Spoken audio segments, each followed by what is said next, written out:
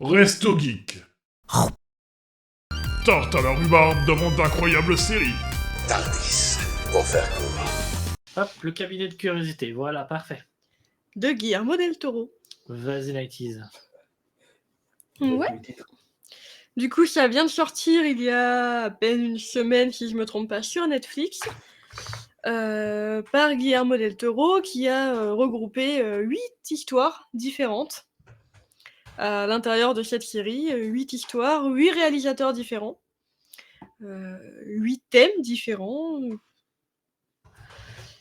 et principalement du coup des histoires d'horreur, même si c'est pas de l'horreur comme on pourrait l'entendre, c'est de l'horreur à la Guillermo del Toro, c'est du... De toute façon, l'horreur, c'est vaste en vrai. On aurait pu faire, je pense, une émission pour définir l'horreur. C'est ça, c'est plus de la suggestion que de l'horreur. Avec des fois, à la fin, tu verras la chose qu'on t'a suggérée, mais l'ambiance te suggère des choses et te donne envie d'avoir peur, mais au final, t'as pas de screamer, t'as pas forcément tout ce qui fait l'horreur qu'on entend Tu dis basique. ça parce que t'as pas tout vu. Ouais, c'est possible. C'est possible. Donc je disais, première chose, je kiffe le cabinet de curiosité. Le petit objet du trailer, il est trop kiffant. Et Guillermo del Toro, bien sûr, je crois que c'est un de mes réalisateurs préférés avec Le Labyrinthe de Pan, Mama, L'Orphelinat et toute autre chose. Ouais, il est un peu connu. Il est assez connu. Il a failli faire un Silent Hill, donc bon, voilà. C'était plutôt sympa. Je vous mets dans le chat un petit lien Twitter où vous avez les affiches de chaque épisode, en fait, qui, je trouve, sont magnifiques à aller voir. Donc, nous avons bien 8 épisodes indépendants qui peuvent se regarder dans n'importe quel sens, même si, bon, comme Netflix le propose, on va les faire dans l'ordre. Je n'ai vu que les 3 premiers pour l'instant, qui sont le lot 36, les rats du cimetière et l'autopsie, avec une grosse préférence pour l'autopsie de mon côté. Putain, c'est celui que j'ai entreaperçu. Celui que Tipo a entreaperçu et qui était vraiment spécial, mais qui me mettait le plus dans l'ambiance pour le moment. Il a pas dû plaire à Tipo. Surtout qu'il a vu surtout la fin. Ouais, donc ça n'a pas plu à Tipo. En vrai, ça allait à peu près. Hein. Mais comme je disais, pour l'instant, dans ce que j'ai vu, t'as pas de vraie horreur. Parce Enfin, qu'il y a vraie surtout horreur. une grosse partie enquête qui était intéressante de pas savoir le truc. C'est ça. Franchement, il était bien écrit. Mais pour l'instant, c'est ça que j'aime bien dans ce que j'ai vu, en tout cas, c'est que t'as vraiment toute la mise en place de l'histoire qui donne envie de savoir et qui te fait stresser pour la personne. En mode, il va lui arriver un truc. Tu sens qu'il va se passer un truc. T'as la petite chienne qui te fait ce truc-là, il va bouger. Ou là, va y avoir un truc qui va apparaître. Et en même temps, c'est tellement suggéré que tu flippes tout seul, alors qu'en fait, il se passe rien pour le moment. Ouais, totalement. Je confirme l'autopsie. À chaque fois, je regardais, puis on voyait le corps. Alors, je vous apprends rien. L'épisode s'appelle Autopsie. Voilà. Il va se réveiller. Non. Il va se réveiller. Zoomer sur le corps. Il va se réveiller. Non. Et du coup, je trouve ça bien d'avoir fait ça, parce que trop souvent, en fait, ça zoome direct et puis. Voilà. Tu sais que ça arrive. Et du coup, là, le fait de te le faire plusieurs fois, bah, tu t'y attends plus. Et du coup, bah, ça arrivera quand ça arrivera, quoi. Et c'est une chose que j'apprécie beaucoup chez Guillermo del Toro, qu'on retrouve beaucoup dans ses films. Et là, les réalisateurs qu'il a choisis pour sa série le mettent bien en place. C'est vraiment... Je crois que c'est mon style d'horreur préféré.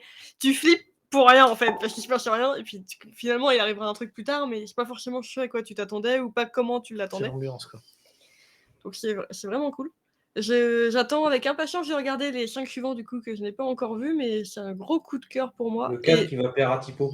Le 4 qui plaira à Tipo, on va le regarder ensemble, promis. Mais sinon, j'aime beaucoup tout le visuel qui a été fait, qui est un peu différent entre chaque épisode, vu qu'il n'est pas le même réel, mais il y a une certaine similitude quand même. Et c'est vraiment... T'es dans l'ambiance, que ce soit par le visuel, par le son, et l'histoire est prenante. Donc, coup de cœur pour moi, pour l'instant. Je sais pas si t'as là, si t'as vu la suite, si tu veux rajouter des choses et tout, mais... Oh, moi j'ai vu les 8, voyons. Ah.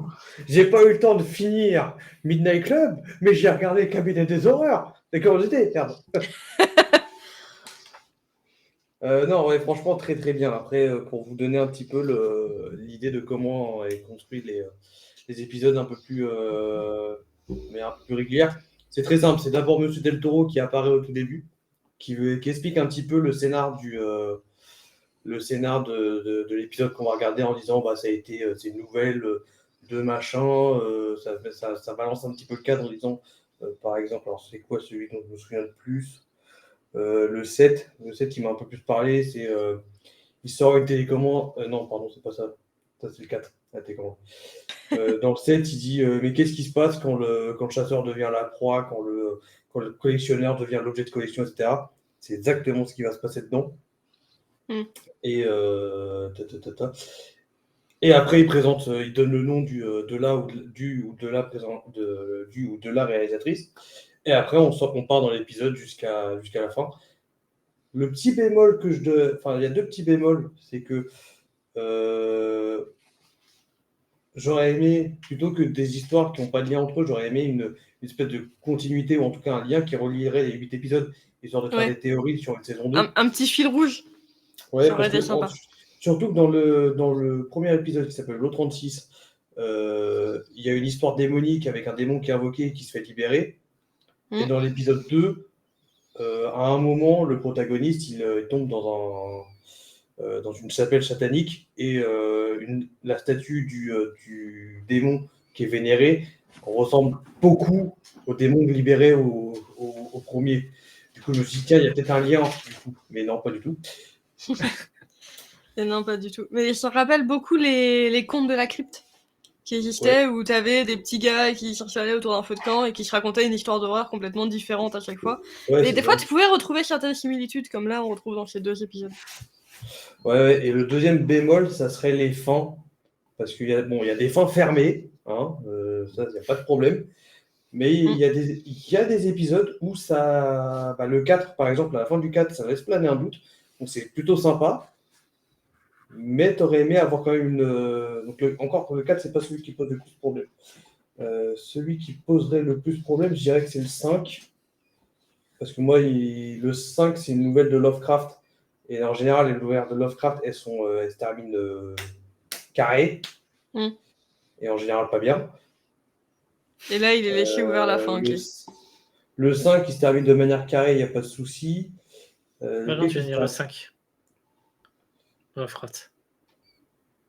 Mais je pense que du coup, il voulait dire le 6. Non, c'est le 6. Le 6, il se termine carré. Le 7, par contre, il se termine chelou aussi. Il y a l'autopsie aussi. Si, l'autopsie, le 3. L'autopsie, la fin a l'air d'être close, fermée. Mais il y a quand même un petit truc parce qu'on te montre pas vraiment Mais tu vois pas la vraie fin. Tu sais pas si jamais la menace est vraiment bloquée, parce que ça te change d'une scène, en fait. Mais... Je ne veux pas spoil, mais en même temps, je vais en parler. Il doit se passer quelque chose. Je pense que ce que tu as dit suffit. C'est ça, il doit se passer quelque chose. Voilà, et on te laisse ouvert en mode est-ce qu'il va vraiment se passer ou pas. On s'attend à un truc. Ils nous font un truc pour faire vraiment finir l'histoire, sauf qu'on n'a pas le dénouement. On saute directement sur un plan fixe d'une rivière. Du coup, je ne sais pas s'il y a une métaphore ou pas, mais...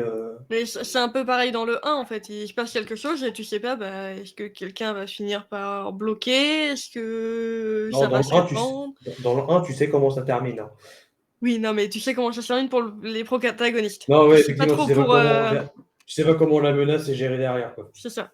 C'est juste qu'elle est libérée dans le monde. C'est pour ça que j'aurais aimé un fil rouge, du coup, parce que le 1 se termine comme ça, et que le 2 remonte une statue qui ressemble beaucoup au démon du 1. Du coup, je me suis dit, il y a peut-être un lien, mais ça n'a pas été exploité. Pas trop. Bon, mais après, les scènes ouvertes comme ça, c'est sympa, parce que tu te dis, chacun peut s'imaginer la fin comme il en a envie derrière. Mais oui, c'est très bien. Après, 5 et 6, c'est des nouvelles de Lovecraft. C'est très compliqué d'adapter du Lovecraft. Il y en a qui ont essayé. Jusqu'à présent, le seul qui m'est vraiment convaincu, c'est un réalisateur espagnol qui a réussi à très bien mélanger l'histoire de H.P. Lovecraft et de son mythe de Cthulhu. Je ne sais plus le nom. Je crois que ça s'appelle Le Seigneur des Ombres. C'est un ou 2 films, ou une trilogie, je ne sais plus.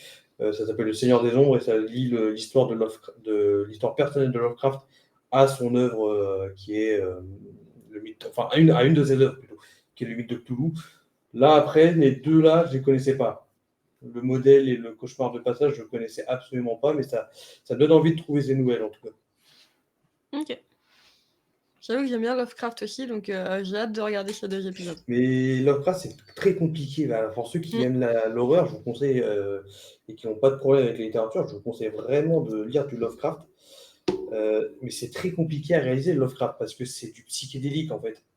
Oui. On rentre dans des situations où on se met à la place de quand on est lecteur et qu'on imagine, bah, c'est notre imagination finalement qui va faire tout le travail. Alors que dans un film, bah, faut montrer. Oui. Ça laisse un peu moins de place à l'imagination. Donc forcément, je prends pour exemple la nouvelle qui s'appelle La Couleur, où pendant toute la nouvelle, bah, c'est une couleur qui fait peur. Sauf que le principe de cette couleur, c'est que justement, on ne peut pas la décrire. Quel personnage Donc, chacun.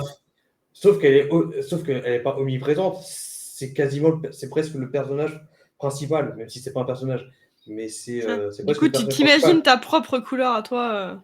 Du coup, faut imaginer, c'est une espèce de couleur, c'est une espèce de. Enfin, voilà, ouais, effectivement, faut imaginer pour nous. Mais du coup, si jamais notre imagination n'est pas la même Si que le jamais pour vous c'est réalisateur, du violet et qu'ils ont mis du rouge, C'est ça. C'est le problème des adaptations cinématographiques de tout ce qui est littérature. En général, le mieux, c'est de voir l'adaptation avant de c'est lire. pour ça qu'il faut faire des séries audio. Parce que c'est. bah, les séries audio ont justement ce bonus-là. Ouais. De se dire, bah ouais, c'est plus simple parce que bah, c'est quand même l'auditeur ou l'éditrice qui va faire tout le travail. Ou alors, Et tu mets un suggères avec des visuel, bruitages. web série ou film, mais un visuel très suggéré. Où tu n'as pas forcément le visuel réellement, mais on te le suggère tout le temps, tout au long du reste. Ouais, mais c'est très compliqué à faire. C'est très spécial et du coup, ça reste quand même moins grand public. Ah oui, clairement. Alors que là, c'est sûr que ça passe. Mais franchement, série, regardez-la. Ouais, 8 épisodes, franchement, ça se laisse regarder facilement. Hein. Oui. Ça vous prend 8 heures, à peu près. Mais ça se laisse regarder facilement.